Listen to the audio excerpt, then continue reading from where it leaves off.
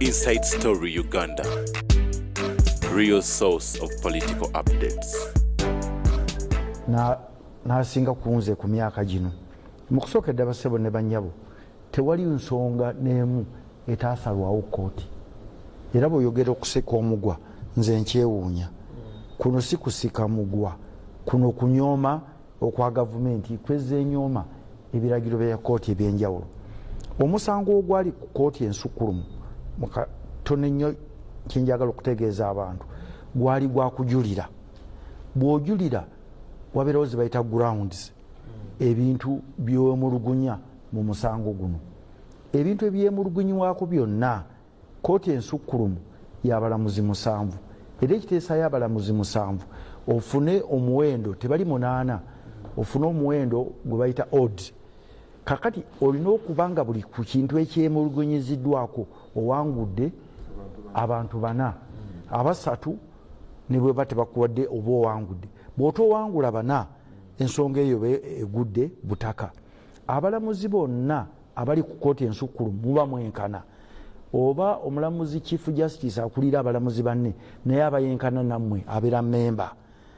Asoma ekisembayo si kuwumbawumba wabula asoma olw'ekitiibwa nga bwe bijja bitambula mu myaka. Kakati abalamuzi abo bonna abaliyo ku Supreme Court, ate nze neebaza Katonda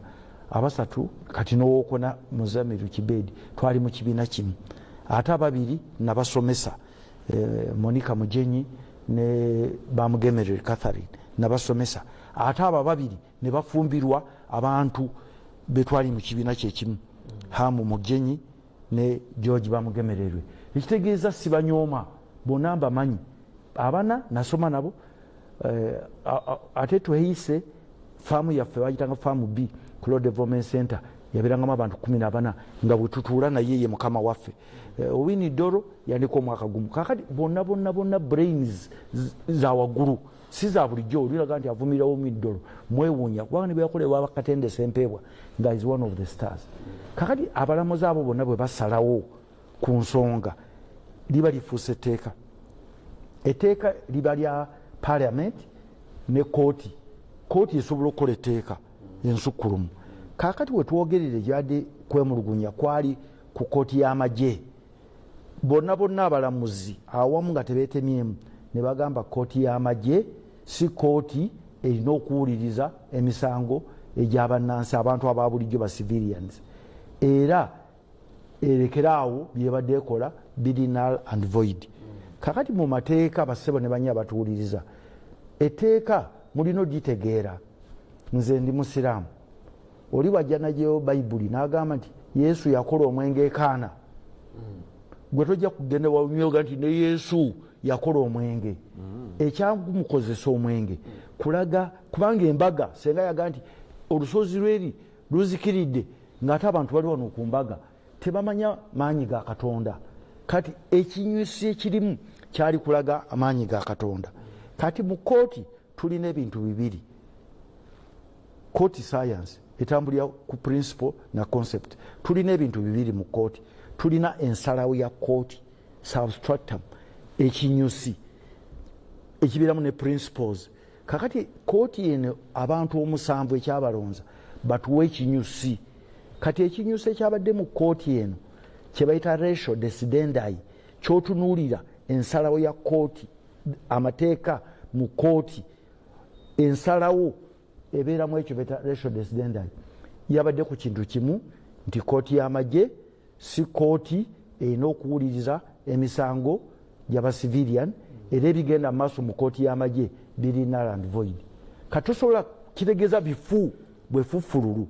biwunya. Kati okwata perfume n'okuba perfume noga nti ogyewo kazambi no. Kooti egambye eri kazambi. Kakati omulamuzi wali akazimu kwagamba okusika omugwa kenjagala nyimalirizeeko nako. Omulamuzi bw'agamba mu observation gye bayita obiter dicta. Kati olina ratio decidendi mu kooti ne obiter dicta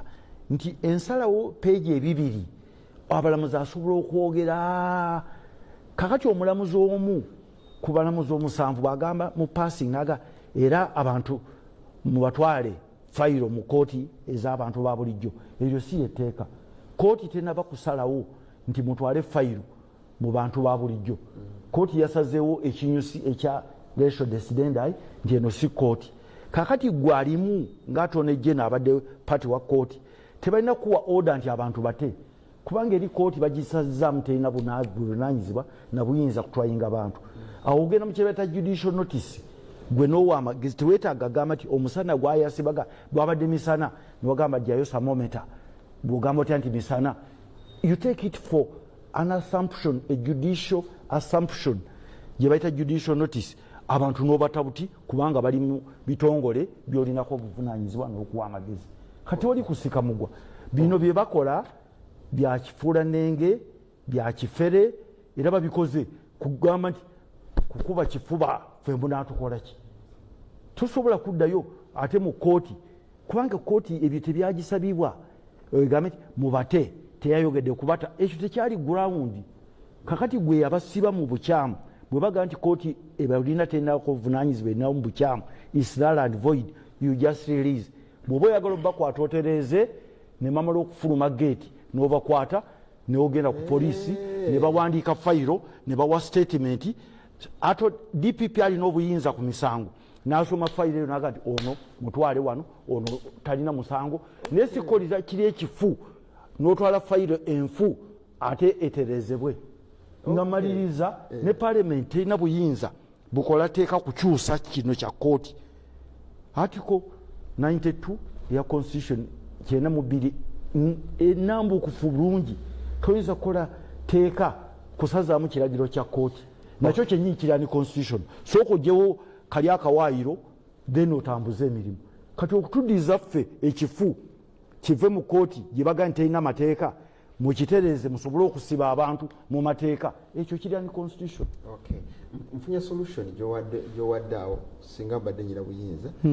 gyokeera ku makya n'ogamba n'obata n'oddamu n'obakwata. Tewali problem. Ne bajja ne bakola statement. Ne bakola statement, DPP n'agisoma n'asanctioninga n'aga nti bano basibe. Otherwise tokwata ekifudde ekivunze kibaga nti kirina buyinza n'okifuula ekituufu. Kakati mukulu wakooza gw'omu kuba ali ku sayidi y'abakwata ekifudde okusinziira ku mukulu kyagamba. Mugende mukikube perfume kikuba akawoowo kiwunyekawo akaloosa mukizeewo kisobole okutambula. Kimwateesezaako pulezidenti we bayise kuba bagambye wabaddeyo. Mawulu Kabanda agambye ddala wabaddeyo. Njagala abatuwuliriza nti ekirungi buli lw'oyogera amazima gakufuula eddembe. Yes.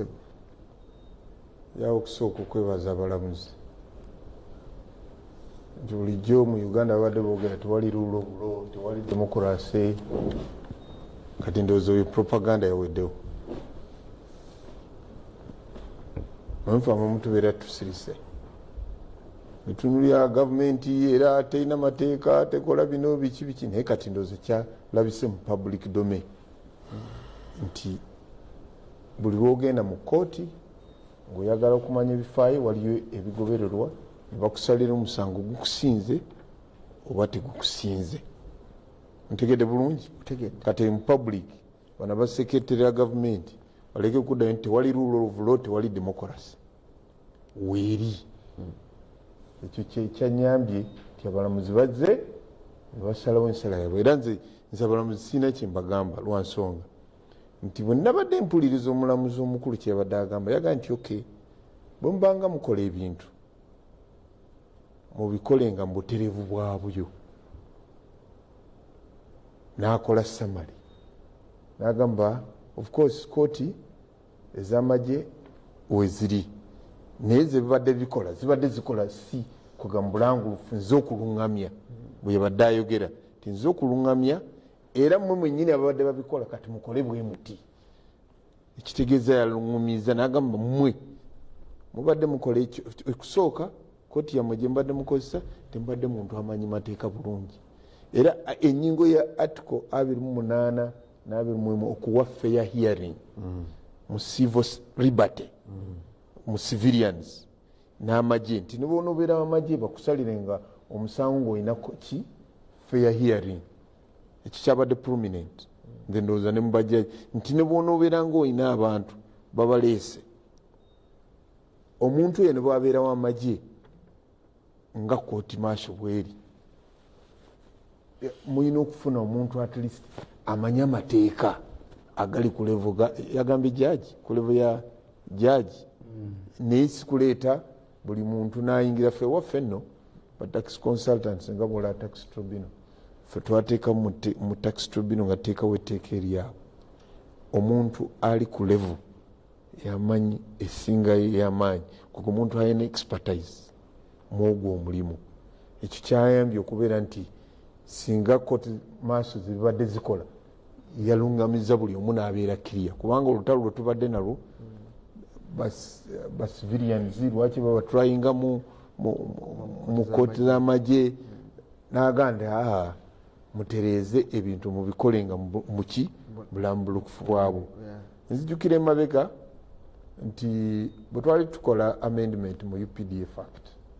bano bajja kunjulira nti ekyali kireesezaawo amendment eyo lwe lutalo nakati olukyaliwo saawulidde bulungi nga balukubire omuntu bw'aba akutte emmundu n'atooka okukola ebyambyone ye bamulamulenga batya kati abalamuzi bawadde distinctive okay court marshals of course njagala okumanyisa abatulaba ti court marshals mu nsi yonna gye ziri USA naadde nsoma chapter yabwe ey'omunyingo y'omukaaga engeri gye bakolamu court marshal yabwe gyeri wewaawo bano tubadde tuziyina naye nga zikola obutali kati kooti yatuyambye era attorney general alina okugoberera bakuyita advice kulungamya alina okugoberera ebintu ebyo bibeere mu mulamu ng'oli bwona ofuluma kati nti ye onaleba onsi bambi ofulumye wabweru naye oyina date ku kitogi kyo ddayo mu nnyumba emabega ogitereeze obukyafu kati nze ndowooza nti court martial ne bwe zibeera nga ezo zifunye zirina okugoberera ebyo abalamuzi bakoze eki so kati nammwe ogamba nti court martial Supreme Court yayogeddeko ne gavumenti negigamba kino kikyamu sikwogera yayogedde ebintu ebiri unconstitutional n'agamba nti birina okutereezebwa of course it's a fact nti bw'obeera ng'ogenda okusala omusango omuntu agenda okusala omusango oteeka okuba nga oli trained mu mateeka okubeera jjaaji w'omusango nsi kisirabawo kikyamu kirimu obukyamu bwakyo okuga nti nonya profession amanye ekintu because you're going to interpret the law. Why you're going to interpret the law? Two, omuntu ateeka okubeera ne background ya constitution supreme law of the land okumanya nti waliyo article enyinga ya 21 nega nti omuntu wabanga naawozesebwanga oteekwanga okumuwa fair hearing. Kyendowooza nti kyebabadde babuusa amaaso ate nga buli muntu yenna civilian ne bwogenda mu kooti ya civilian gye bagamba okutrayingamu ba civilian liberty civil liberty kuba byabadde bintu bibiri civil liberty ne military liberty bakirese ne bakirambulula nze kisirabawo bukyamu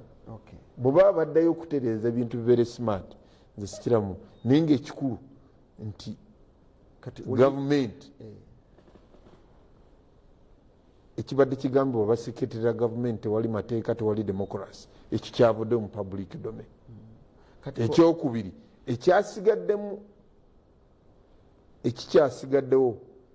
nze kyendowooza nti kirina okubaganyizibwako ekirowoozo ne baba baleeta etteeka eddala kibatala nti singa omuntu akwatibwa ng'akozesa emmundu n'obeera ng'ogikutte kitegeeza okukwata emmundu eyo bw'ogimanyi bwebeera teri unlicensed bakutwalewa mu kategole ki nakyo kyendowooza nti kirina okubaganyizibwako kubanga nzijukira munnaye buli tteeka erijja tebakola mu parliament oba lireeteddwa executive oba private wabeerawo lakuna wabeerawo gap wabeerawo ki gap kirina okutereezebwa kubanga jjukira Wembule bwe yajja mu 2004 and 2005 abantu abalina emmundu abamu baali batandise okututiisa nti nga abantu okuyingira abantu bajja ganga nekwata gundi muganda wange Nalukoola ne bakwata ne bamuzinga balina emundu ne bamukwata actually bakwatako jjajjaawo awo ku Uganda House nga bamunyaga millionaires 3 kandi baga naye abantu bana bemanyize mundu omanyi bw'obeera kumpi n'ekiswa kifaanana abantu bano tubatryinge tutya ekyo nekyo kkooti yakirambulukudde how you go about it sirowooza nti babadde basala bagambye ne court maso bazibandinge bataddewo kiki kyoteeka okukola singa omuntu kyendowooza nti Attorney General alina okugoberera nga abalamuzi bano kyebalungamiza okole naye nga in mind balina okuteekawo kubanga you see kankigadde ne statement president yayogedde this is a reality for the politicians tuli accountable to the public owulira yankiwulira gwe bwe bakulonda nalukola gwe bagenda okulonda enkyeka wembi abantu bonna tebagenda kuddukiramu abo abantu bagenda kujja nalukola gwotukulembera can you be accountable to us mukulu Kakoze otubuulire kyendowooza nze sikirabamu bukyamu ani yakibajja kubuuzaawo kooti yasazeewo nga bwe yasazeewo waliwo abantu nga bali mu kkomera basibe kooti yagambye basibiddwa mu bukyamu kakati bo tuboogerako bakyali mu kkomera eddembe lyabwe ligiddwawo bo bakolwe batya kati awo bano ba lawyers bano you see omuntu wabeera nga omusango gumuguddeko nga bamututte mu safe custody waliwo procedures ezikolebwa yes basazeewo naye yayingirayo atya era avaayo atya fe basoma books of records oteeka okubeera ne record kyendowooza kyessuubira bajja ku bano abasomye amateeka nze ndowooza nti katude omuntu alina omuntu oyo gubaganidde yandibadde afiringa case okufuna warrant of production kubanga olwedde bwekibeera nti kooti abalamuzi bonna basaze kirimu ki mu bwerufu mukama wange byogedde amagezi gewadde nalukoola akulira nze ndowooza simanyi oba nti yandibadde kati olwaleero alina omuntu mu kooti agamba no ensala ya guni nga bweri nze kaŋŋende bali abasaze omusango bampeereza ekiwandiiko nkitwala wa commissiona kubanga bano bonna abantu bali buzira abali mu military nabo bakole ki kati application eyo bagiyita application kyogamba bano abali wano ne balooya abali wano nti bandibadde bakola sleeping bakyebase bakola application egyey'abantu baabwe tebakikoze bebase bwebase simanyi kuba sinawo osanga bakikoze kati osiyagala kuboogeramasagala kamala okufuna munakyalo we bali mu safe custody balina gye babakuumidde ate tebabata ate bano abantu 8 bamaze okusalawo nti abantu bano bakoleki kaba bandigenze bugenze ne baga nti owa chief justice kati bwaba tebanna bagenda kikola begenda tuddamu kati lwaki tebannakikola ekyo kirabibwa n'omuntu atali looya kamala okufuna kamala okufuna message zino mukama wange munakyalo webale kutuweereza mu Uganda buli kimu kisoboka ni naawala wangi naye saasira abaka ba NRM mujjukire nti kyotega amaggwa nakolako obutonyeza katonyeze nze nsikombi erwamaggwa kyabangi mwami Serugatu we batuweereza nze kyabangi Ssenkaggale wa NRM addako mbuuza wano bwakooza nti ffe abakuzeemu tunajjawa akalulu ka pulezidenti wano mu Buganda bwe weetegereza Honorable Nsibambi byannyonnyola abantu nga beekyaye nnyo ekibiina kyaffe kinaafuna obuwagizi Ssenkaggale we NRM addako wa egomba mu Uganda ate nga agambye akalu ka president nakajjawa mu Buganda egomba seemu wange mbadde niyo yayagala obwa president abavubuka baagala nabo bakulembereko mukulu awumule tudde ku faamu zaffe Gomba ani agambye Kyabanji yali MP gwe bajjako oli muganda we yali kyamanero C5 ono yali S5 omukyala yali MP Kyabanji yasooka eno yavaako manyina naddako Kambalungami ono yali C5 oli bamita Semu Abdul Kyabanji ye yali kyamanero C5 owa Gomba district naye nga mwanyina Nakato Kyabanji ye yali woman MP wa Gomba district. Tuyanziza mukamanyi mukulu Kabanda okuba ne knowledge rich knowledge yabaka awomanyi yali kumpi awo. Okay, abe muwesi nsaba ku mulundi guno mutuwere kajiwe message zajigana mutuwere Seruga Kalulu owa MP Mityana bwanaba butusabye. MP Kabanda mumanyi nnyo ku byamateeka naye mumanyi balowooza kumenya tteeka eri lyayisiddwa ng'otiriddewo onandowolezaawo nga sinateesa omuntu w'abantu Bekawempe ne Honorable Nsibambi omukozi Kayingo Emawokota ebya kooti abiwunzise bulungi Kakooza muwadde ente bagenda kuwa ente mukulu muweesi owa CP neyanziza sebo webale kutuweereza twebalize mukadde waffe Kakooza okutwala obudde obwanvu naye nga nnyonnyola ate nga byanyonnyola kirabika byanyonnyola bikyamu naye akimanyi Timothy ali Makindi tututa obudde bungi ng'onnyonnyola naye nga byonyonnyola bikyamu kukiza kooti byasazeewo minzaani ki ekozesebwa kutwala mu kooti omuntu abbye obuwumbi n'oyo alina pisto ani asinga obulabe nze Lubega banakuddamu Makolo Kavuma Haji Makolo Kavuma agambye nsaba bano Kakooza ampe enjawulo etwaza yali owakoni mu kooti mu civilian court ate ape n'enjawulo etwaza Dr. Kiza Besigye ne Haji Lutale mu kooti yali wakoni tageza bukooti masho ali mu kooti y'abantu ba bulijjo ani oyo abo obuziza obo batwala mu kooti masho bamukwata batya bangi nawe bamanya bangi be batutte mu kooti y'abasiviliya nawone weine e Kampala International Crimes Division of the High Court libajjamiru mbalabusiza bebitiibwa nsaba councils batuyambe ku process y'abasibe okufuluma tewali biwandiiko bikozesebwa kati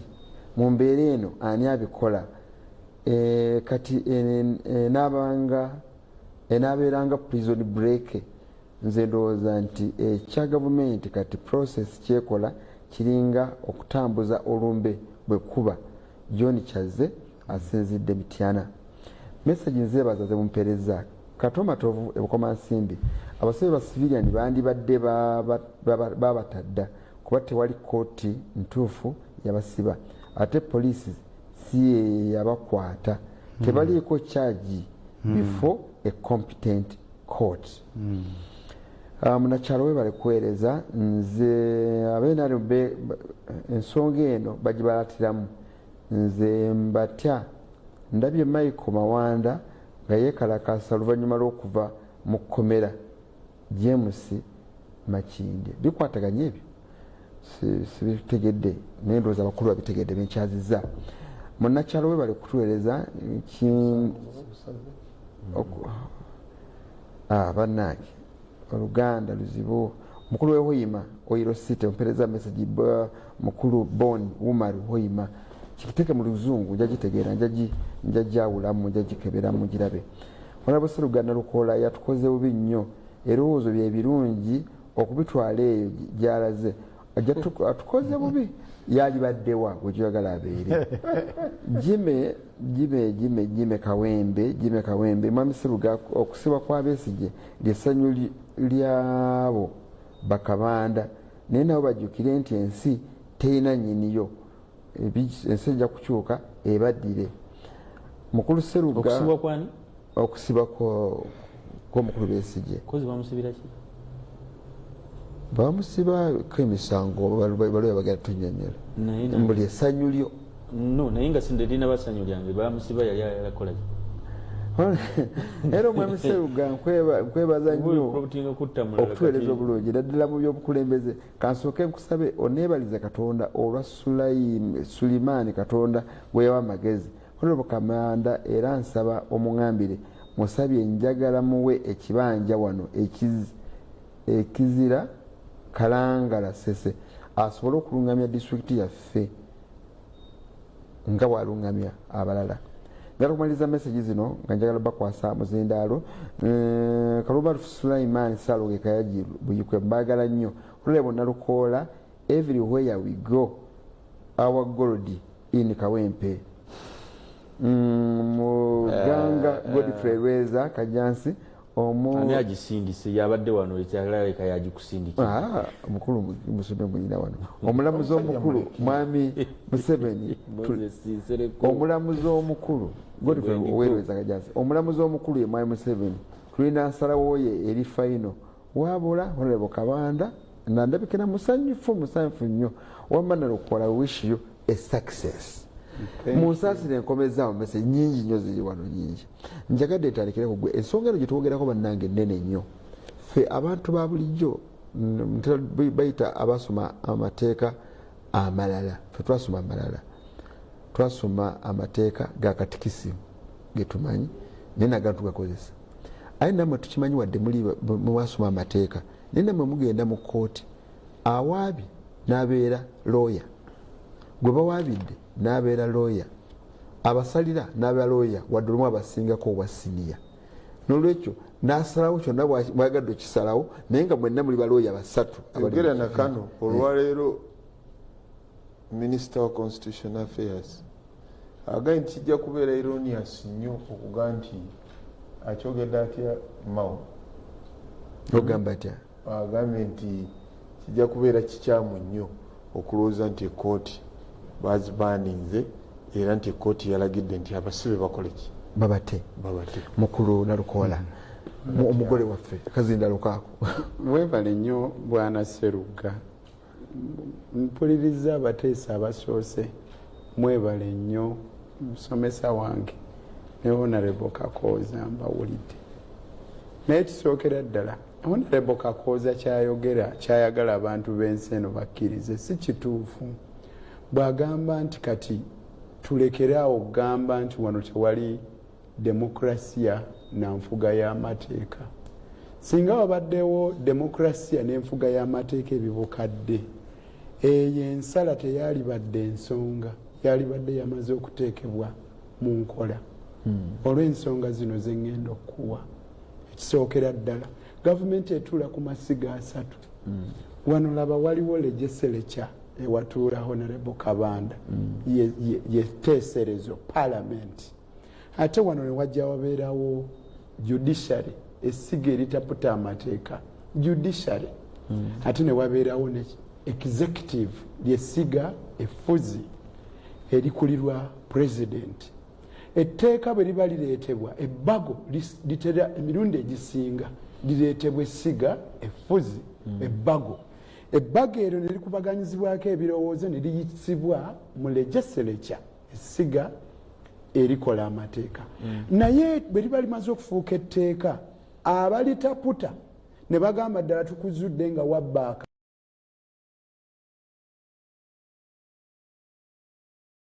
zuula nga wabbaaka mbe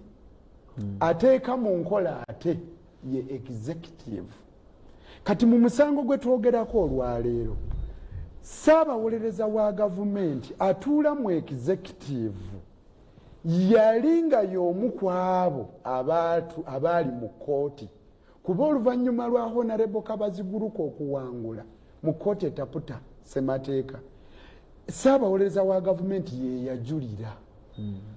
Bw'ajulira nga tamatidde na byakolebwa mu kkooti etaputa ssemateeka n'asaba n'okusaba bawe ekiragiro kye bayita state of execution nti tebassa mu nkola ebyasalibwa kkooti etaputa ssemateeka okutuuka nga ensala mu kujulira mu kkooti ensukkulumu emaze okukola ki nga waali ensala n'eweebwa kitegeeza nti yali badde akwata peni n'olupapula mu nsi engunjufu egoberera demokulasiya n'enfuga ey'amateeka n'awandiikira buli gwe kikwatako nti tufunye ensala okwemulugunya kwe twali tulina kooti ensukkulumu emaze okutaggulula esaze eggoyi abantu abo mubakole ki mubate kubanga kooti emaliriza bino bye baagala okukola baagala okukola ennongoosereza mu tteeka kyokka ng'ate ennono y'amateeka egamba omuntu tavunaanwa nga bwesigamye mu tteeka eritaaliwo mu kiseera omusango we gwaddizibwa oba ontegedde singa obanga waliwo omusajja gwe walaba ng'akojoba ku kisenge ewuwo nga tewali tteekamu omuvunaanira kati newamala ne wayita ebbanga ne bakola etteeka erivunaana akojoba ku kisenge ekyo leka gamba nti mu mwaka gwa 2025 awo mu Januari obadde Februari nalaba gundi singa etteeka lyali likola lidda mabega General Museveni baali mututte mu kooti y'ensi yonna kubanga ekooti y'ensi yonna bw'okozesa Rome Statute bateekawo etteeka ligaana okutwala abaana abato mu buyeekera General Museveni yatwala abaana abato mu buyeekera naye etteeka eryo terisobola mukwata kuba ekiseera we lyakolebwa yali yamala dde okutwala abaana mu buyeekera oba nkufuna kakati olwaleero bano batera okuba n'akakodyo bwe yawaaba Muwanga Kivumbi n'awakanya akawaayiro akaali mu Police Act akaali kabawa ebbeetu abapoliisi okugumbulula enkuŋŋaana omanyi yalwanyisa nnyo kye bayita popular resistance yakozesa popular resistance against life presidency nga bakozesa etteeka eryo okumukwatanga ne bagumbulula enkuŋŋaana ze omanyi kye baakola baaliza mu ngeri ey'okweyubula ne baliisa mu kye bayita Public Order Management Act POMA kati n'olwaleero bagamba batujabuludde General Court Martial mwe tubadde tubanyigira ekitooliro ab'amagye n'abatali b'amagye tukoze tutya okusigaza abantu abo mu kolokooni nyongera budde nkugambe ne kino kakati olwaleero bali mu kubutaabutana kuba emisango egyo gyateekebwayo mu bumenyi bw'amateeka si gyegyo eminywevu egiteekebwayo bayita mu nkola eriko obukokkoliko okutwala emisango eyo bw'obabuuza fayiro tezigwa wa DPP kuba ne bwe bagamba nti fayiro muzisitule muzitransfaringe muzitwale ewa DPP teziyimirira mbuuza lwaki mu nkola ennuŋŋamu erambikiddwa amateeka awaaba omusango agutwala ku poliisi talina nakumanya musango ki gwe bamuzizzaako statements ne zikolebwa ne basitula fayiro ne bagitwala ewa resident state attorney n'agisomamu n'alaba oba kuliko obujulizi obukola ki obuluma olwo yagisanctioninga yakkiriza nti abo mubaleete wano kati bali tebalina bukugu okuva ku ntandikwa nabwe ekito tebalina butya bwe bandibadde bayimirizaawo misango mituufu ekirala kikino nga kikulu singa omusango gujja mu kooti etalina buyinza kooti eyo etalina buyinza terina kirala kyesobola kukola okugjako okugugoba ekyokulabirako singa oba omumanja obuwumbi 5 n'otwala omusango mu kooti ento magistrates court nga terina buyinza kyebayita jurisdiction tesobola kugamba nti omusango guno tugutransfarinze gugende mu kooti enkulu kuba yeyina obuyinza tekikkirizibwa omusango ogwo gugobwa bugobwa kati olwayo toyinza kulinda nti tulinda ate saabawaabi wa gavumenti agende mu General Court Martial atunulemu alabe oba giyimirira nedda alina kugoba bugobi misango egyo tewaliwo kirala kyokyayongera kamala okubuuza Court Martial kooti bwe yali esala omusango yagiraga nti teriiwo kati yo teriiwo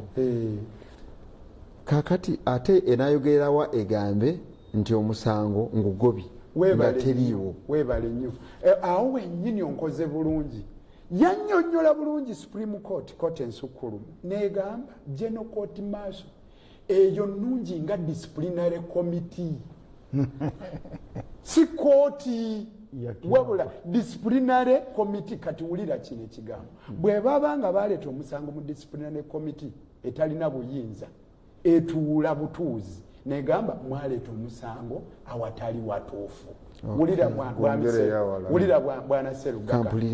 olaba mu vision group wano mu vision group mwina akakiiko k'ebyempisa emisango gyokka egikwatagana n'okusiiwuuka empisa ng'ovudde ku biragiro bye baakuwa byonaagoberera gye gyokka egigenda mu kakiiko k'ebyempisa singa omukozi wa wano akeera enkya najjamu ebitaala bino ebitulaga wano okwaka obulungi n'akola ebintu ebisukka nga kyakoze bunyazi tebamutwala mu kakiiko ka byampisa bagenda wali ku Jinja Road Police si bwe guli ne bategeeza police akakiiko k'ebyempisa kammwe kakkirizibwa okuwulira emisango egisusse mu mikono gyako oba omuwano n'asalako munno omukono omukozi wa vision group nga katuula nkagamba nti tusazeewo tuwulirize nabwekityo gwe tujja kukola babagamba aba General Court Marshal n'ebalala abaka wansi waayo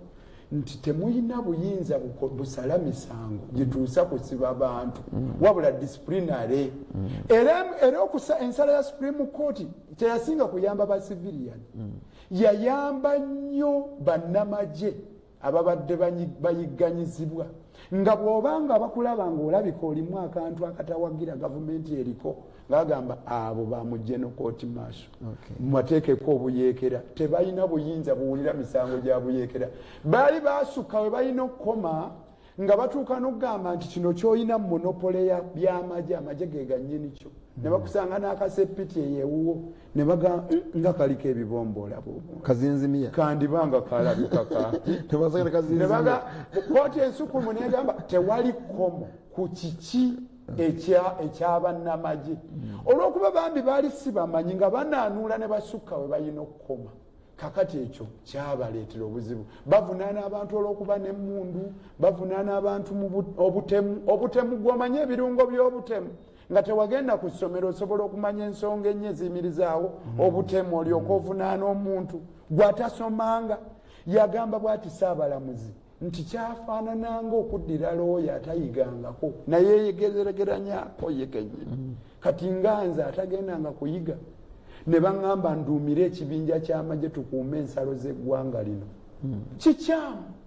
kale nabwekityo ebyo Attorney General yali badde abimanyi yali badde yamaze dde okuwandiikira ab'amakomera nti abantu bali mu bayimbule baddeyo ewaabwe tebalina musango naye olw'effugabbi olw'obutagoberera nfuga y'amateeka rule of law bagaanye ate nga kyebakola kikyamu ekyokubiri ekibaleetedde ekyo General Museveni yafufugaza buli institution yaffe buli alina kyagenda okusalawo asooka kwebuuza ate oli ne bwalumba etterekero ly'ebisolo game park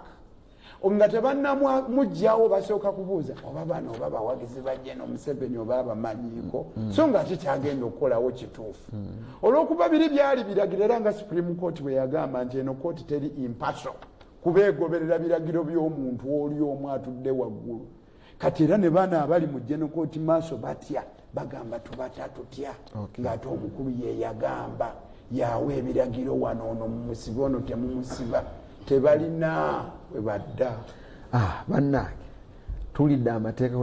tunaviira wano kuno omusango tufudde bakugu kati nkijja kuwulirayo balala nga balooya bennyini nabo boogera birala nebaza bawandiise webale programu munakyalo nze bagule Constant yiganga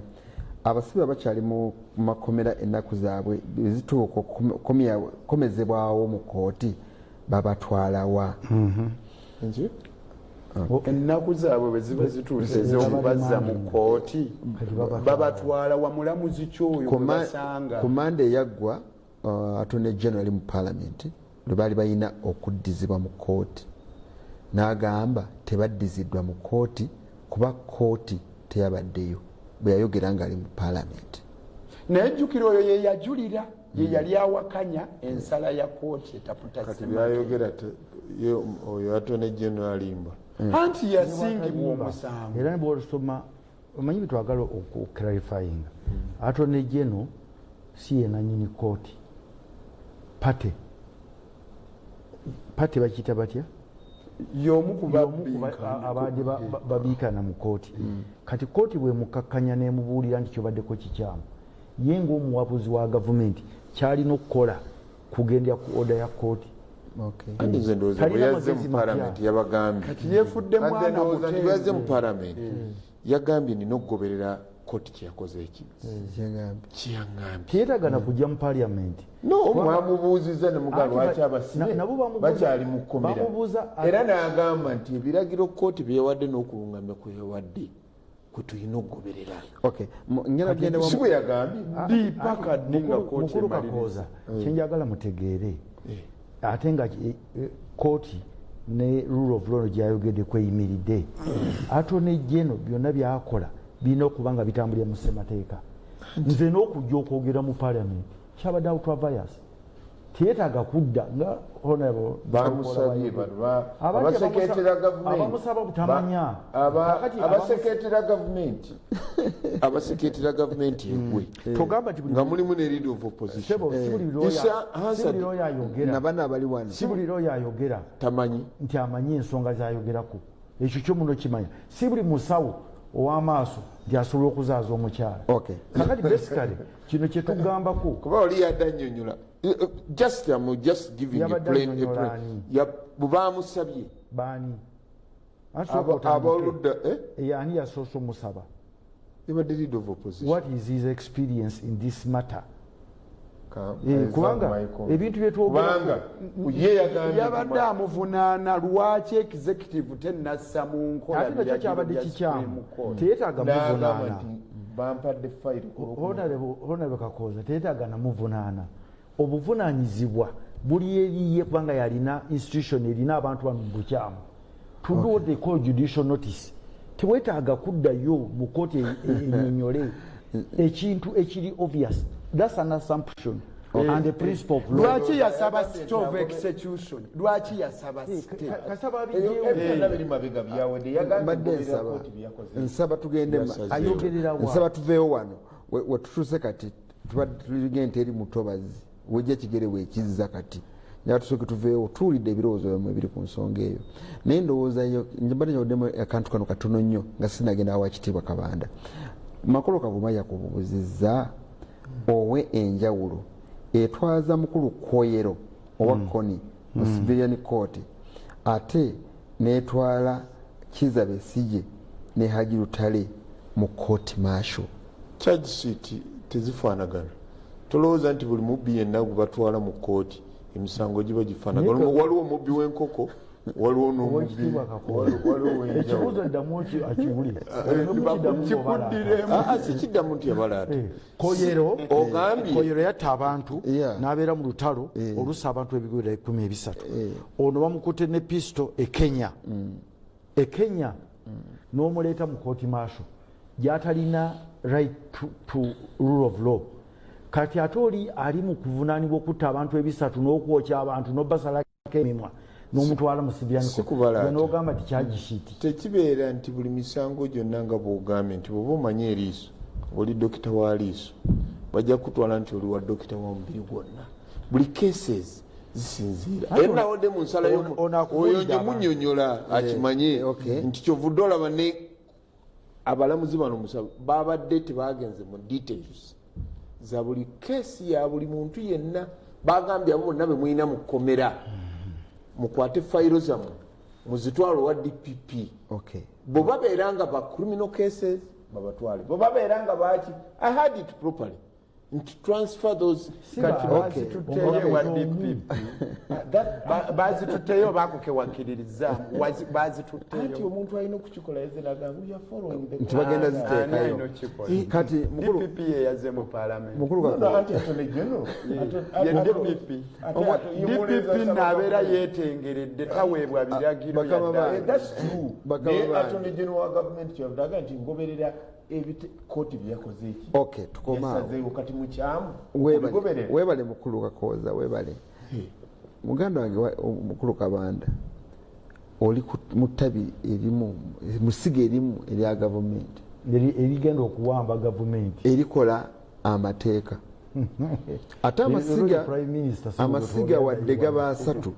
gafumba ggwanga limu.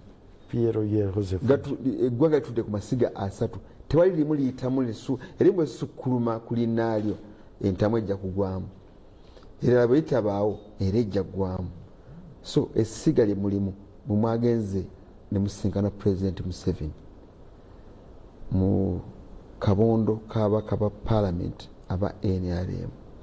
bwe mwatuuseeyo n'ayogera ki ne mukkiriziganya ki ku tteeka lino eryasaliddwawo Supreme Court? Ebyayogeddwamu eri mu kokasi sirina buvunaanyizibwa ku ebyakkiriziganyizibwako siba na buvunaanyizibwa kujja wano ku TV kutandika kubabuulira nti kakati olaba President bwe yazze n'atandika eyo si empisa y'ekibiina bwetambuzibwa. Mbadde nkufunye. Era olunaku olwo bwe twava mu kokasi Government Chief Whip Dennis Hamson Obua yatuuza olukuŋŋaana lw'abamawulire n'akola ekiwandiiko namwe kye mwafunako ezimu ku resolutions ezaavaayo naye ezimu ku zo ze z'okuwithdrawinga bill yali mu Parliament amendment bill ya UPDF so ndowooza ebimwe binagira ebirala kati siyinza kudda wano kukubuulira nti kye twateesaako kyaliwo ekiti ne bwe kiti okutuusa nga tuzzeeyo mu extraordinary caucus gye tugenda okubeeramu n'obuvunaanyizibwa obwogerera caucus si bulina sseba naye njagala kukiibakiiba ndabe nga nange ntuuka bannange nga bwe batuuse. Ekisooka omusango gwe bali mu kwogerako gwatandika gutya kiki ekyaliwo ensala y'omusango yava ku ki obijjukire omubaka Michael Kabaziguruka yagenda mu kooti etaputa ssemateeka neyekubirayo enduulu ng'aga nti civilian taawozesebwenga mu kooti y'amagye gwe musango gwekwo gwokka gwe yawaaba teyawaaba nti ne kooti y'amagye eveewo. Era kyova olaba ono yagambye nti bali baawadde endowooza yaabwe nga bo. Omusango gwatwalibwa Kabaziguruka mu kooti gwali gumu. Kiki ekimpozesa nze mu kooti y'amagye nze atali muki? Okay, wakitibwa banasoma okusazaamu obadde otandise bulungi era ensonga kyakusaba ogenda lyongerako kati owekitibwa Kabaziguruka bwagendayo ng'ekimutayo kyagamba lwaki bamututte mu kooti y'amagye kati lwaki baali bamututte mu kooti y'amagye ekisookerwako kiki? Kooti y'amagye eyo teteekebwawo b'amagye. Kooti y'amagye eyo yateekebwawo Parliament. Obadde okimanyi? Nkimanyi. Parliament yennyini yeetaalungamya kwani gwe balina okutwala mu kooti y'amagye ne kwani gwe batalina kutwalayo. Parliament yennyini yeetaalungamya kwani alina kukubiriza kubanga Parliament eyo gy'olaba yennyini yalungamya negamba nti anaabeeranga chairman wa kooti y'amagye taabenga wansi wa ranka bweti. Kati kooti bweba yasobola okulungamya Parliament bweba yasobola okulungamya ekyo kyekyo n'abalamuzi kye bagambye nti muddeyo Honorable Kakoza kye yagambye nti mulungamye ne bino wammanga kubanga mwasobola okulungamya nti atali wansi wa ddaala lya Lieutenant Kano taabeerenga chairman waki wa kooti y'amagye. Naye era Parliament teyalungamye nti atali wansi wa ddaala lya Lieutenant Kano ate nga munnamateeka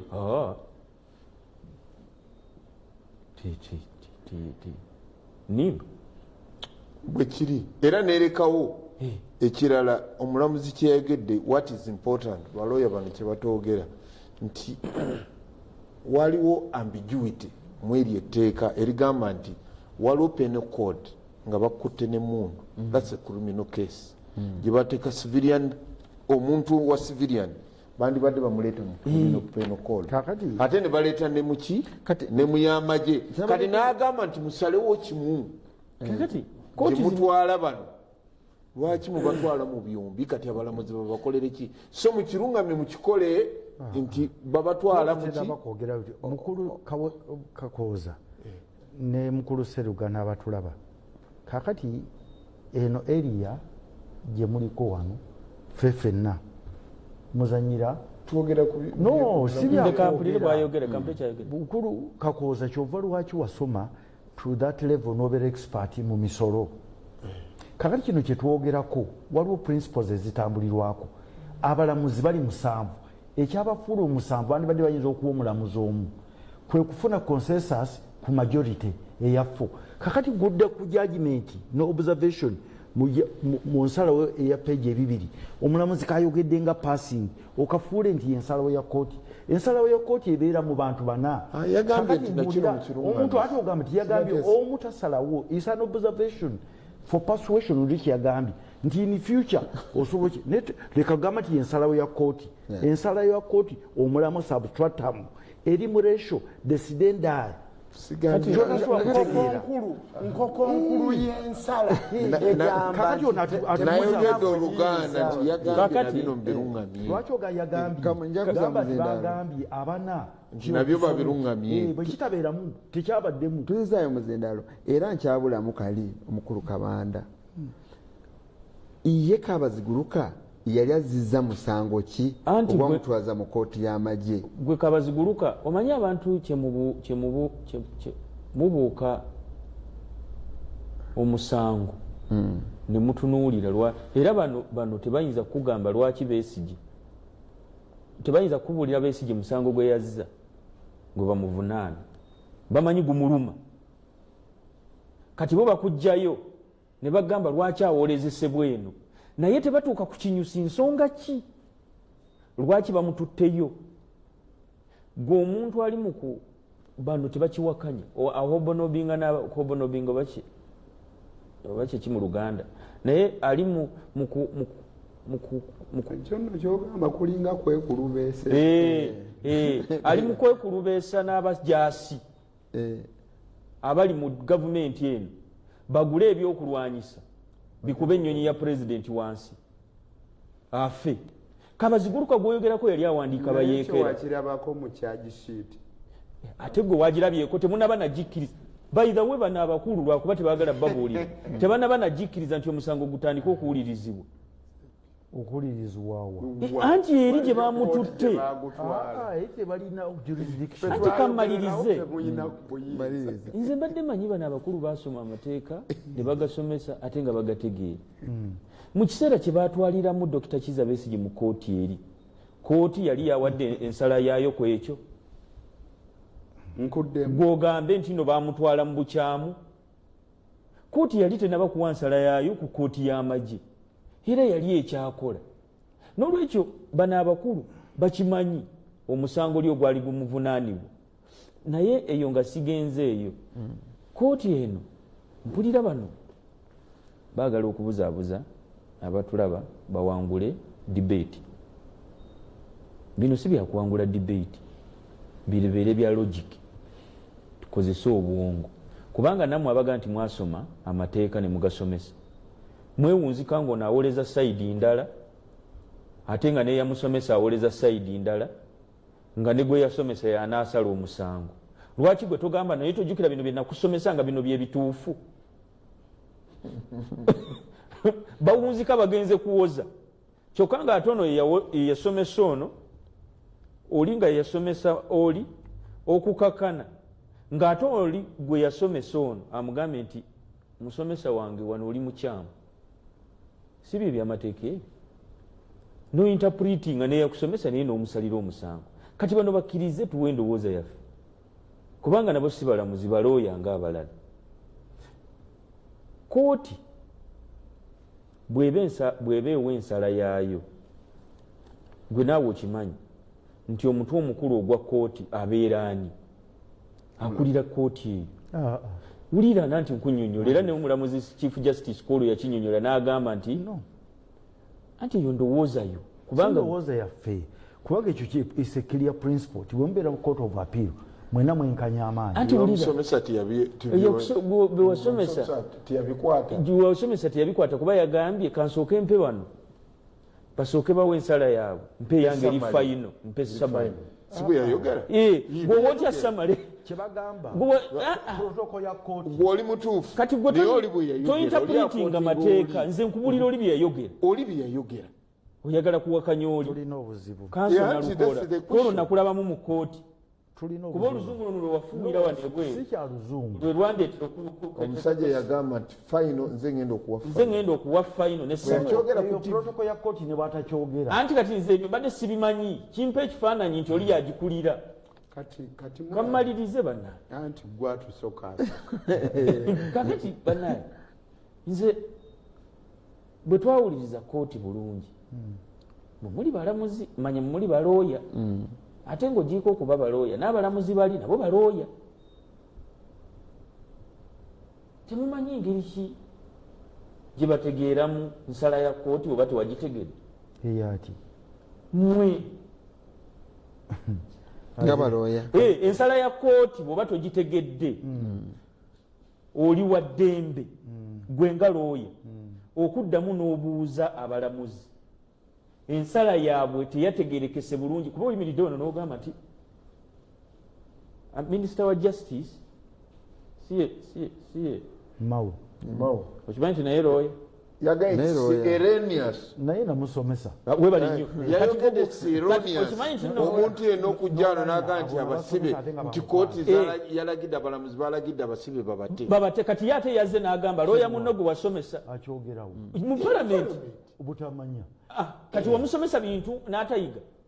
saagala kwogera kuye abalala leka nkunyonyola lukola nyinza okuba mu stamp naye kati waliwo omuntu ayogera nensirika na busikakati looya mulamba munno gwe wasomesa omwana kati bwolabanga omwana nga tategeera bulungi bintu kiba kitegeeza naye yamusomesa tebyanyikira naye akimanyi ne bebi mu law school akimanyi leka nkunyonyola yayogera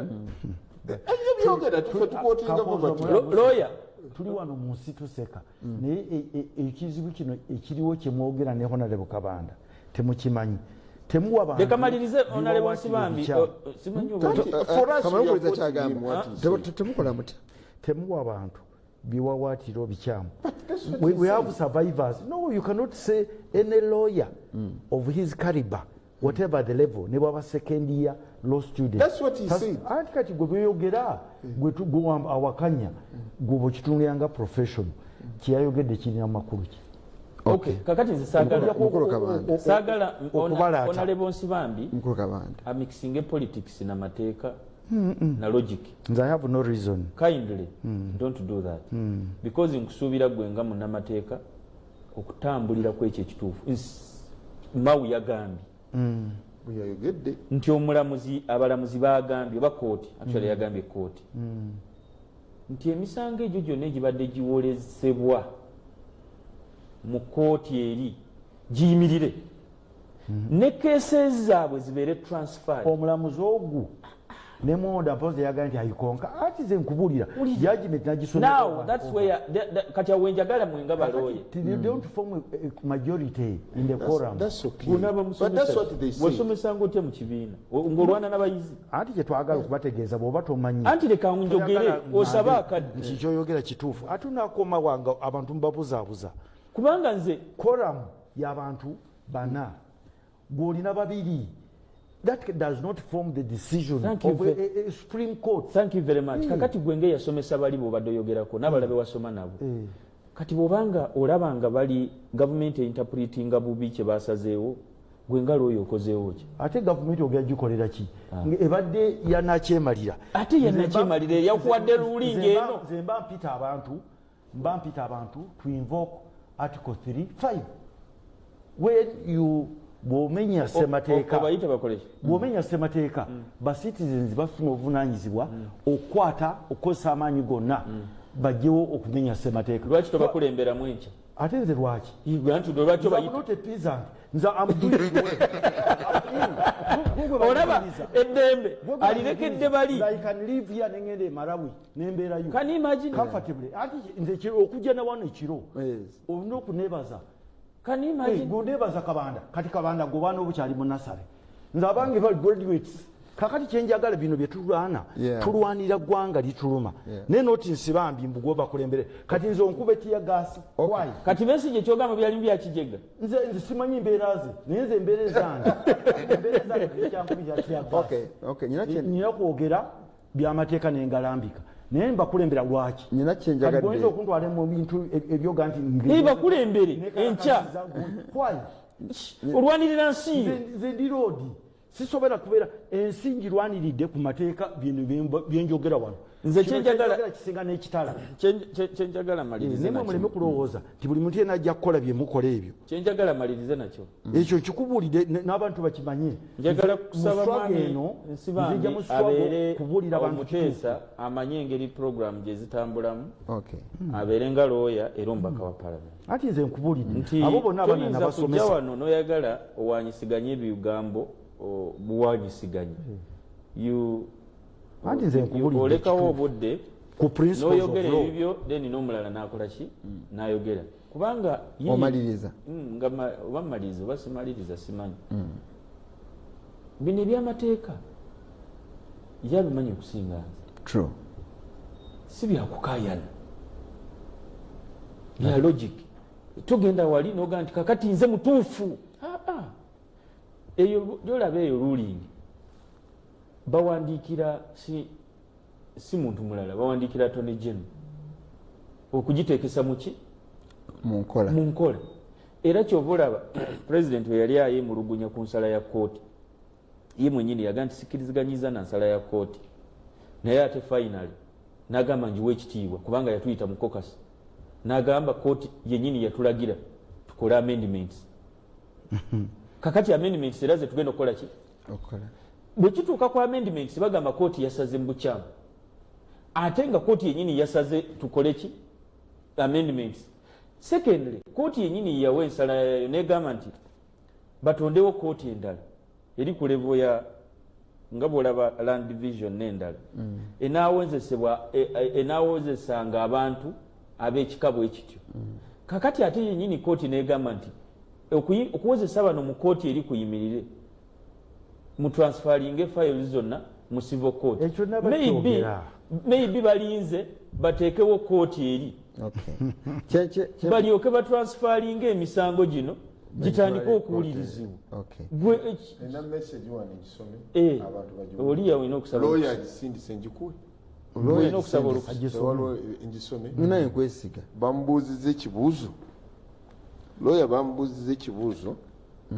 kiri muzungu aginsindikidde wano ojeyo galubindi bano bonna ba lawyers bamubuuziza where does this decision leave the army as an institution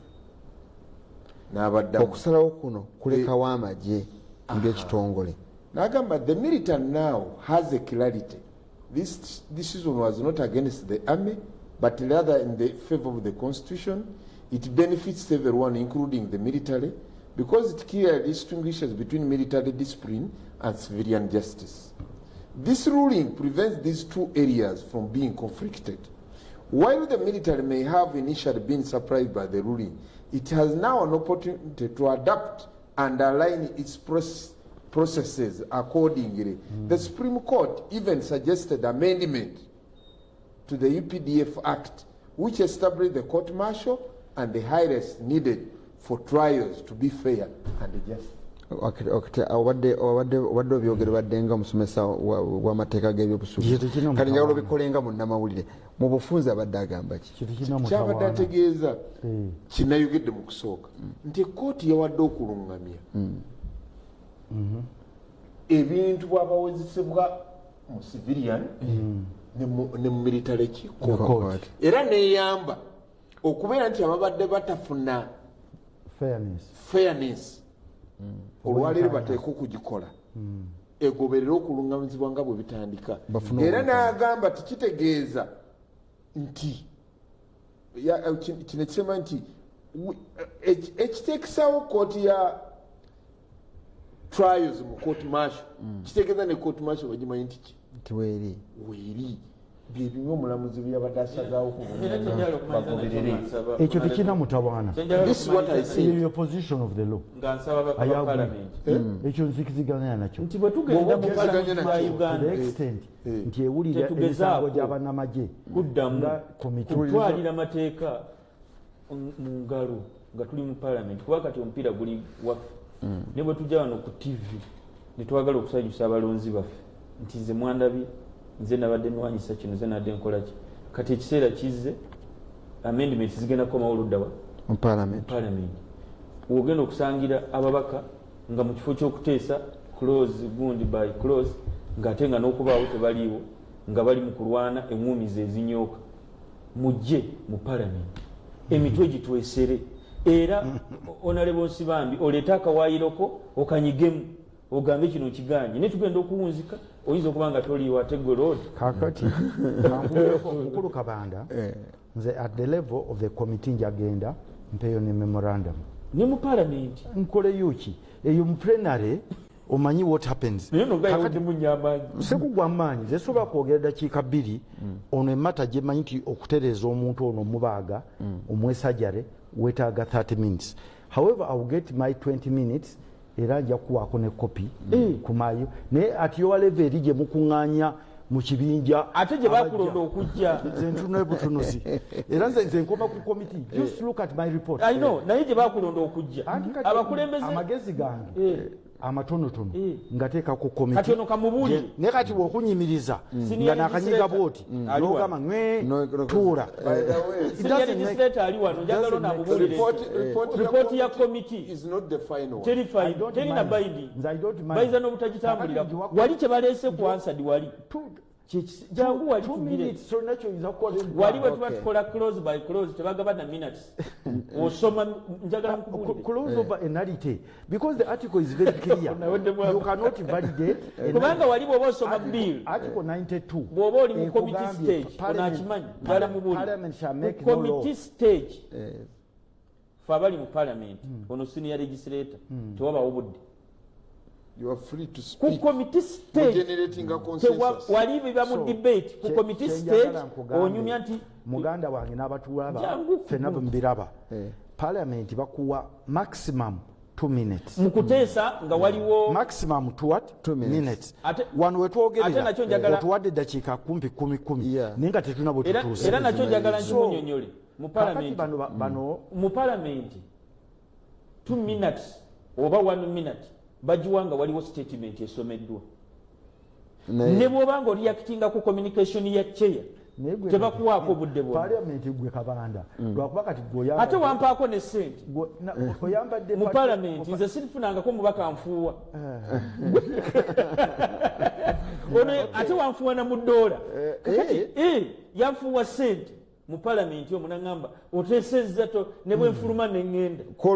nze byange obimazeeyo bakaba bange kyenzudde mu byempuliriza wano nga atudde mu ntebe eno gye bankwasa nzudde nti bye twogerako bisinzira ku muntu ntebe gy'atuddemu baba ku ntebe ng'eri mu gavumenti kaakati ayina bwayogera ku tteeka eno ku byasaliddwawo baba mu ntebe ng'eri ku opposition naye byayogeramu nabyo birina engeri gye bifaanaganamu abe-NRM mulina engeri gye mulowooza ku tteeka lino n'abopposition balina engeri gye balowooza ku bino ebyafulumiziddwa mu kooti. Simanyi oba entegera yange etuukaganena nedda mwami Seruga abatuwuliza abatulabe you see ekyonoonye society yaffe eno nze gwotadde mu society yonna abantu tuleke compromising new professions. Omuntu obanga oli profession mu kintu leka kukigatta mu bibiri kikole mu bulambulukufu bwakyo nga bwekifaanana. I don't agree ne bwe mbeera nze nga baleese omuntu mu kooti oba nga ndi judge oba mu taxation mwendi nkuga nti etteeka lifaanana bwe liti bwe nkusaliza olw'okuba nkumanyi mba siyambye mba nyonoonye bwonoonyi. Era kyeŋŋamba bannange bano abali mu profession nti baleke kutabula mu byobufuzi batabula ne rule of law baleke kukita ekintu bakyogere mu mazima bwakyo nga bwe kiri lawyer ulira agambye ogera kumpe kiwa alindako kankuli asembayo no lawyer agambye nti the first step will be the transfer lawyer muogerere ngenda kumwogera the first step will be the transfer of case files. However, proactive advocates will immediately begin filing applications for reviews, release, and other legal remedies. The legal strategy will depend on specifics of each case, but ultimately, the next steps will be crucial as the Supreme Court did not issue any direct orders for the release of individuals. Mufunza agamba ki? Agambye nti omuntu omwangu lawyer ali proactive yandibadde filing applications mu court n'akola legal strategy oba n'akolawo enkola egamba nti buli case oba y'omusango omuntu nga Nalukoola oba Honorable Nsibambi ogwo alina client wo afilinga omusango nti kooti tiyasazeewo kulirizinga teyawadde order kulirizinga basebe nga tumaliriza bannange boogedde nnyo anti era oli mukakkamu kati obukakkamu agenda mu kalugu lwaki wa mukama wange yogera gatuwumbawumba kati olaba ekisookera ddala mukulu Kabanda kyewabadde aleeta wano ne mukulu Kakooza abalamuzi bonna benkanankana ffe bapuliida bwe tuba tusoma ebintu bisatu omulundi gumu nsoma okuba omuwaabi wa gavumenti nensoma okuba omulamuzi era nensoma okubeera private lawyer kati nga bwenkola era bwe baba bannonda mu kifo kyonna oba okuba omulamuzi batunuulira ebbanga lyemmaze nga nkola kye bayita experience oba practice babala ne bagamba okuba wa high court oteeka okuba owezezza wakiri emyaka 10 okuba owa court of appeal wakiri emyaka 15 bw'olaba nga abalamuzi n'olaba nti ono chief magistrate ate ono magistrate tekitegeeza nti omu bye yasoma byanjawulo ku bya munne wabula kifaanana nga bw'olaba head teacher ne teacher bonna baba basoma obusomesa ne babumala omu okubeera nga ye chief justice ng'abalala bajjaaji tekitegeeza nti baba bawa ensala ey'omu eba ezitowa okusinga ey'omulala wabula batunuulira muwendo gw'abalamuzi nti abataano bagudde eno abasatu bakoze eki bagudde eno eyo yenkola entuufu ekyokubiri Honorable Kakooza kyayogedde oli looya amagezi gaawa nti looya ali proactive kugamba afaayo ennyo ebyo bikolebwa mu nsi erimu obufuzi obwenkanu n'obwannakyemalira ensala bw'eba ewedde nga nnambulukufu nga bweri Ssaabawolereza wa gavumenti teyeetaaga kumala muwalula wabula awandiikira ebitongole n'abitegeeza nti kooti ensukkulumu esaze bweti kati kankuwa ekituufu ekiriwo si kye bambigumiikamalirizeeyo ono kyagambye nti abalamuzi tebawadde order kulirizinga basibe kikyamu ate lwakibaniro ngende maaso kiki gwe bwoba wabitegedde gwe atali munnamateeka ne Honorable Kabanda gw'olowooza Ssaabawolereza wa gavumenti mukulu wange Kiryowa Kiwanuka yategedde ki gwe kyogamba nti teyakitegedde nti kooti maaso tekyalina buyinza nekira it was not a ground of appeal katuwa ekyokulabirako senga we basalidde Babesigye bonna tebaliyo n'abalala bonna babatadde tekigaana ate kooti ensukkulumu okwogera ku buyinza bwa kooti maasho kubanga kwe kwemulugunya tekwali kuba individio kati bw'omala okugamba nti terina buyinza kakati gwe Ssaabawolereza wa gavumenti Attorney General ogambaga nti bonna abaliyo babate ekyo teyabadde gulabu nti mubate kubanga si be baajulira Babesigye kati akantu akasemberayo akadira akasembayo nti bano boolaba entaputa gwe zoolaba tukola gwe kwogamba nti kisinzira gavumenti wootudde si yensonga wabula bano basala ntotto abantu twabateekayo mu bukyamu bano basala ntotto kakati tetugenda kuswala tusukke tetuyinaawo nsonga munnange kankubulira ekintu kyotantegeddeko General Court Martial Disciplinary Court sina tribunal okutwalayo bantu ba civilian kyali bwe kiti nga mmwe bwe muba n'amateeka gammwe agafuga wano nti bw'oba okola seruga ng'otudde ku kompyuta toyogera n'abantu bali bweru mu kadirisa naye kati bakulabye ng'oyogera ne nalukola atambula eriwa ku luguudo kati omukulu akwasisa empisa agamba nti sikoma ku seruga yekka omukozi wa vision group wabula ndeeterako n'oli nalukole yabadde atambula naye kyekireeta basiviliani obbagatta mu mboozi y'ab'amagye ng'ate eri disciplinary committee kino kye bali mu kukola babuuza tukoze tutya oba bwe tukifuulamuuko lumondo ono oba yaganye katumukole ng'omugoyomutegera kyembadde kugamba amendment ya UPDF Act bwe bali bagireeta mu 2005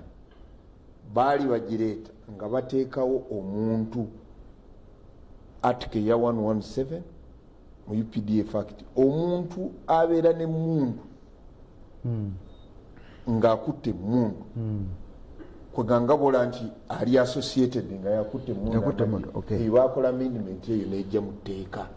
kyovola abantu bano babadde batwala mu kooti babadde babatwala nga bayita mu kawaayira kakati nsaba nange okutumaliriza bannange badde nsaba mmaliriza babadde babatwala nga bayita mu kawaayira kooti teyagambye nti temubasalira musango owekitiibwa Nalukola bwe nagambye nti okusinza ku ntebe abantu baba batudde ku nsonga eno bw'aba wa gavumenti kyayogera nakyo ne bwe mba sinaamubuuza kyengenda mubuuza mba mmanyi ndowooza nekyagenda okuddamu bw'aba opposition naye agenda kuddamu atu embeera efaana bweti mu mateeka tegayitira okusalawo nga gafuuse gamuzibe nga galaba abantu ng'olaba omuntu kuba ogabi bano kye basalawo kye bagamba batya okuswala baani abatya okuswala ekimu ku bibatawanya nakyogera General Museveni nti institutions zonna yazirya buli omu asooka kufumiriza batanyiiga omukulu bwe ŋŋamba bwe nti akalala kankakugambe mukulu Kabanda yakaleese agambye nti ekimu ku bitawanya omukulu babalagira dde okukola ennongoosereza mu tteeka ne bazikola kati ate babazaayo kooti bw'eba etaputa ssemateeka nti ekimu ku bitawanya mwakola ennongoosereza yayogedde biiru baleeta biiru ekola ennongoosereza tubadde tetunagitandikako kati ne bawugiwithdraw kembadde njagala okugamba kaakano etteeka musobola okukolamu ennongoosereza n'ennongoosereza ne baddamu ne bagiwakanya mu kooti etaputa ssemateeka tokoowa buli kaseera ekirala kankikugambe kigambe kansonsi bambi takoowa temukoowa ekirala waliwo omulamuzi lwabeera nga okumanya amateeka geewuunyisa waliwo omulamuzi lwabeera nga ali omu naye nga kyalabye mu kiseera ekyo banne si kye balabye ne batuuka okukola etteeka mu legislature mu parliament ate ne batunuulira endaba y'omulamuzi oyo ekyokulabirako kitono nnyo omulamuzi wa Kowambuzi mu musango ndowooza gwali gwa Wasajja onanjukiza kanso baali nga court of appeal ye yali esembayo baali bakaayana nti kiki kye bayita deadly weapon ekisi nga ono omuntu eyali ajulidde yali agamba nti yalina emmundu naye emmundu temwali masasi eyo yali deadly weapon oba nedda esobola abalamuzi babiri ne bagamba nti eyo teyali deadly weapon kuba emmundu eba yabulabe nga mulimu amasasi omulamuzi omu bw'ati eyali chief justice wa Kowambuzi n'agamba eba deadly weapon kuba ono victim gwe bagisonzeemu tafuna mukisa kubuuza ono but that was a persuasive it was not the judgment the judgment the ratio is in the two ababiri bo bagamba nti teba deadly weapon omu n'agamba nti deadly weapon mu kiseera ekyo ey'omusi ye yali enkulu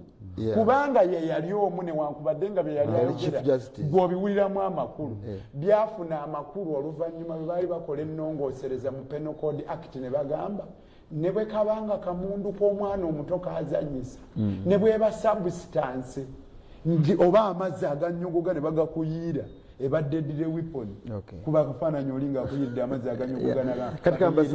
mbasaba bakama bange mukulu Kakooza security strategy buli muntu yenna akwata emmundu nga si wamagye bajja muwoleza mu kooti. Kati tewali tteeka ligamba bwe lityo. Tumaliriza kati tumaliriza ebyaddala tumaliriza buli anakwatanga n'emmundu nga yeefaanaganiza w'amagye bajja mutwala engeri. Naye pointi gyembalengeza kugamba nti abangi kye basalawo kyekiba ekituufu gw'omu ne bw'oba nga kyoyogera owulira ng'ekinywevu ennyo. Mukulu Kabanda tumaliriza. Njagala kusaba ababaka ba Parliament. Soko tubulire gy'ova mu demonstration mubadde mugenze kukola ki? Byetwasoosemu naye oleka obwongo bwo wadde buli wala. Wakyogedde bulungi, wayogedde mu paasi n'oga ajja kinyonyola kubanga fe abamu twewuunya. Bino byonna ebigenda mu maaso abantu be mwekalakaasa against bantu bammwe. Ngani? Nze mpulabye ekipande nga kikuliwa ne Mawanda. Mawanda oyo nno muto wange. Ngamba betwadde twekanganya ali na family emu ne Barnabas tumusingiza. Ate okyami oli ku Mawanda bwe wakula naye. Ngamba ekipande kibadde kani. Ebipande mbirabye emabega. Naye nisoka ningati. Ngamba muntu kibolabye ku kipande kuno. Oyo wammwe. Sekikubo. Nabo kimanyi. Ani. Kubanga obudde bugenza ani gwennyini gw'oyagala nnyonnyoleko sekikubo. Tumalirize n'ekyo ekya Piero. Muli bazibu nnyo. Naye muntu ki oyo gwagamba atubuulireko kubanga onyumye ebuyo mu patriotic. Simutegedde ono sekikubo abadde ku kipande. Mulina obubadi. Njagala promotion. Njagala kubeebaza mwenna ababadde batulaba kutuusa ssaawa zino nno. Yes. Ate kwebali bampeeza ne message abantu bakyali ku TV bakulinze bakulabe. Obanga opposition kuba kwewaayo okulaba program paka saa musanvu obanga opposition ya Uganda kwewaayo kati abantu ate tebavaako. Wakyaliwo opposition naawe tebavaako ku kabinkano bakalaba yemu ku programs ezisinga okulabibwa n'olwekyo nja kwebaza ku moderator baproducer ababeera ku kamera kubanga muteeka abantu mu mbeera ey'okulaba nga tebava ku programu eno. Njagala kwebaza olw'okuteeka omutindo ogwo ku programu eno naye malize n'akantu kamu aka kanso Sibanda ne omubaka agenda okuddako owa Kawempe North Honorable Moses Nsereko. Atwakyeyagaliza munoogi ono nga wanyo. Nti bwe muna Moses Nsereko bw'oboze kubanga enkyagogo bagenda okuwa kaadi naye bw'ona oboze ne Honorable Council naye lwaki oyagala okunkubya omutima?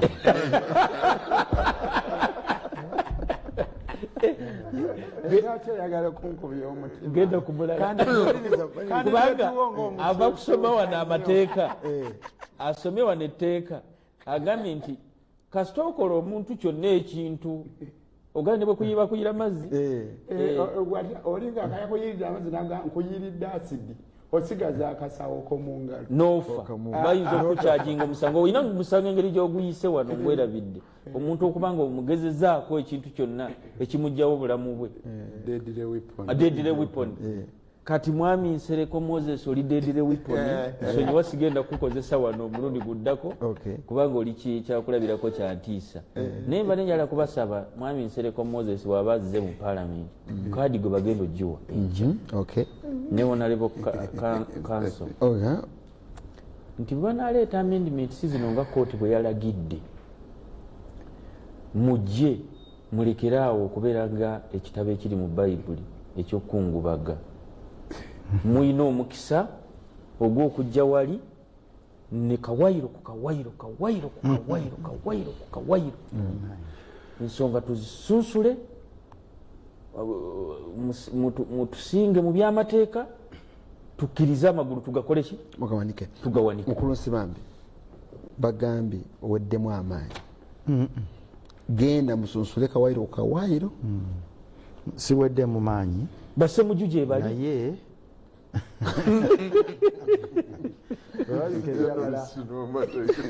sinamuwa na nusu oyagala kujjamu sente endala gwekonkala osemuju Parliament semuju ajja kuleeta procedure afulume. Kakati basebo ne banyaba batulaba tulina obuvunanyizibwa obwenjawulo ffenna nga bali wano Honorable Kabanda omukiise w'abantu Honorable Nalukola was my student era mumanyiko abadde activist w'amaanyi. Honorable Kakooza ye mwewuunya bwewuunya kubanga ono omusajja ye talina kyayagala okujjako yandibadde ayagala kutereeza nsi. Naffe ffenna abali wano tulina obuvunaanyizibwa obw'enjawulo okutunuulira ensi eno nga ffenna etukwata ki etukwatako. Tewali nsonga lwaki kooti ensukkulumu erina obuyinza esazeewo ekintu ate mune mwagala mukozese obubadi mutereeze kyerowooza kyeyaga nti kikyamu. Kakati mu ngeri gye tugendamu eyo omuntu agoyingewa nze nandirowoozezza nti ensi eno yaffe ffenna okutuuka ku extent erowooza n'ogga nti ove wano ogende Malawi. Lwaki? Naye kubanga tulowooza nti waliwo ebitatambula bulungi ebisobola okutereezebwa. Era puroguramu eno kyetuva tugyeyanza nga Honorable Kabanda bagambye ne tujja wano matumbi budde bannaffe bali eri bamaze okulya gonja beebase kati bakabanda bano abato alina masaaji bamukola naye ali wano kakati tukwataganire wamu tuleme nga tutereeza ensi eno tuleme kubeerawo nga tusika busisi mugwa nti ono ayogera awangudde ng'ate ekituufu kikola ki kimanyiddwa. Omukulu Samuel Mpimbaza Ashaka RDC we Obongi agambye neebaliza nnyo abakulu abo bateesezza beebale nnyo bali ddala. Mukulu nga tumaliriza Mukulu Kakooza. Nze njagala nnyo baganda bange bano wadde abali mu opposition abaseketera gavumenti okugwa. Njagala nnyo ekintu bwe kibeera ekyamazima bakyogere ng'ekyamazima mu profession kubanga olwaleero balooya ababadde mu misango gino bw'owulira buli omu kyayogera oyinza n'okwewuunya. Naye nze nsuubira nti abalamuzi okusalawo balungamye ebintu nga biteekeddwa okutambula sikiraba mu bukyamu bwakyo. Era nkisaba nti nibwe kinaabeera amendment nga bagireesi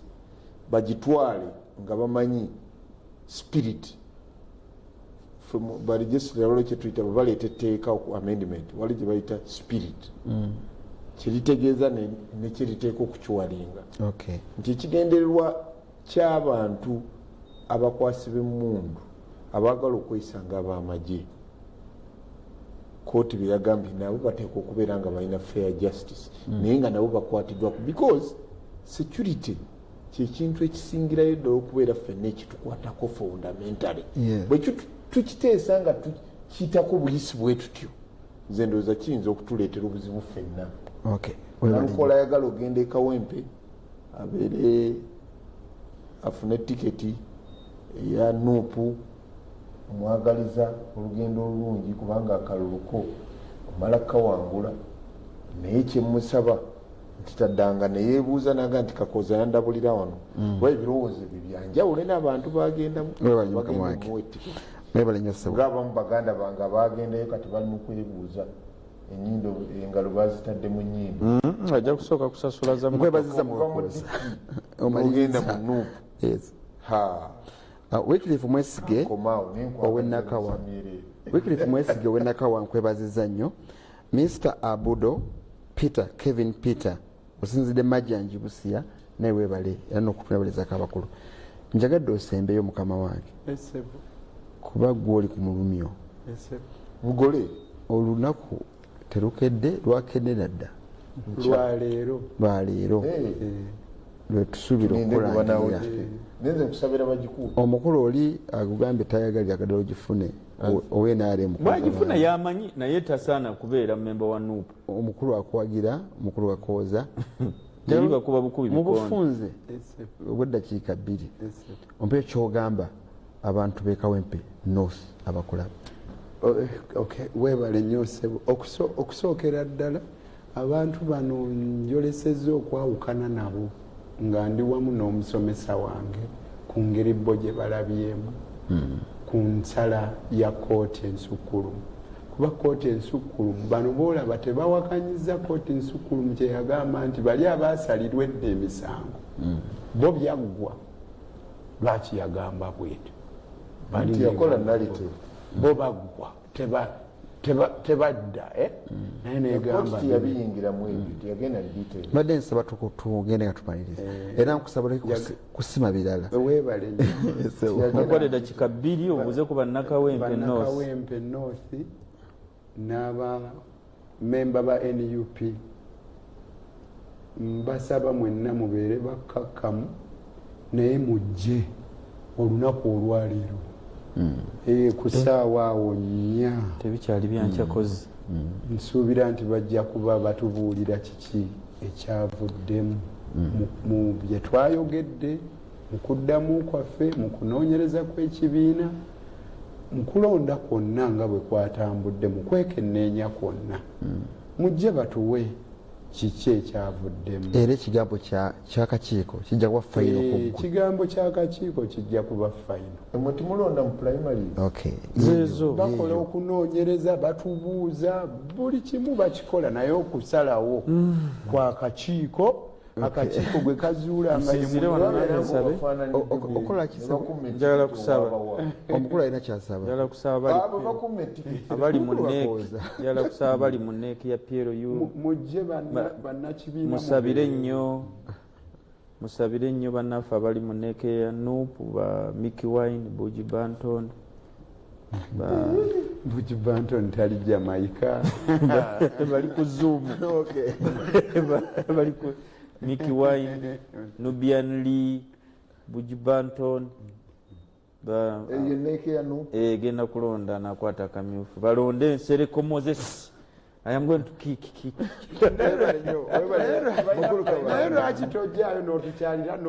mukulu kabanda kwebaziza okujja mu programu webala nnyo mukengano waffe nalukoola nkwebaziza mukukooza kubeera mu budde buno obutuuse bwe buti musomesa w'abasinga obungi naffe wode twayiteeyo kake naawe tukulabanga musomesa ffe bye yabasomesa tebabikwata bongere obikwata nebaza nnyo bannabitukola wano kuba enjera gye boogera naye gyayogera banjawulo Dickson webale nnyo badde ku social media abasiraamu babagamba batya birese kirime nkwebaziza nnyo fi hadala jirolo